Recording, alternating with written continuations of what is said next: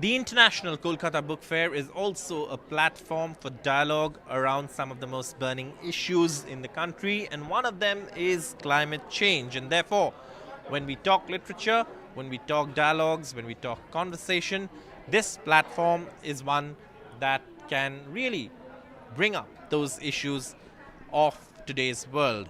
Joining me now, Melinda Pavek. Thank you so much for joining us. But for the United States to be a part of this book fair and to have this theme is something that perhaps we've been talking, especially when President Biden and Prime Minister Modi have met. But tell us a little bit about the theme and how the United States partnership with the book fair is promoting dialogue on this issue. Well, I think as a book lover, coming to the Kolkata Book Fair is such an honor and a privilege. It's such a dream. And then having the opportunity to choose a theme, Planet US or Planet Us, it can be said in either way, is a great opportunity for us to emphasize the importance that the public, the general public, plays in making decisions that are better for the environment. So that's what we hope to do, is we hope to promote conversations that help people understand more about what the climate crisis is and how we as individuals can make a difference. And there's been a lot of dialogue over this, but this is also a platform for literature, and so in terms of literature, in terms of the writings, what can we expect at the book fair? Oh, that's a great question. I haven't had a chance to go out and see what's at the book fair this year yet, because of course it's just the inauguration today. But personally, when I think about the books that have really inspired me to think about the environment, of course I think about Amitav Ghosh, and The Hungry Tide is one of the biggest books that really actually drew me to Kolkata. And of course, he has a lot of wonderful books that help us to really connect with the natural environment.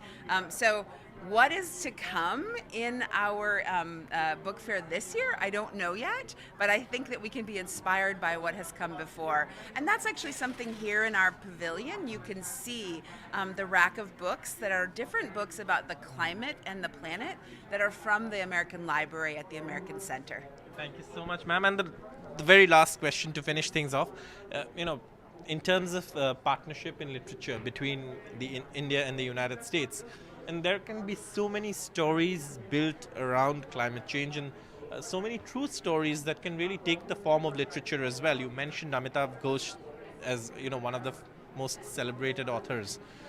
Could you tell us a little bit about what you foresee in terms of the partnership, cooperation, in terms of literature, specifically focusing on climate change or drawing inspiration from stories about climate change?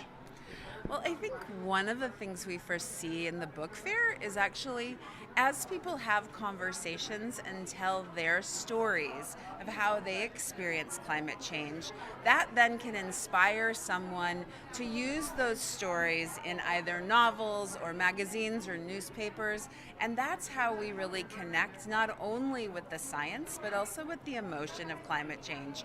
So that's what I hope will happen, is that people will share their personal stories, and those personal stories will be leveraged by the current great writers or the future great writers in order to tell the stories in a more vivid way, so we can share them globally. Thank you so much, ma'am, for speaking to NDTV. So dialogue, conversation around climate change on a platform like the International Kolkata Book Fair is what one can expect, especially if one's visiting the United States Pavilion at the International Kolkata Book Fair, the 47th edition of one of the world's largest book fairs in terms of footfall.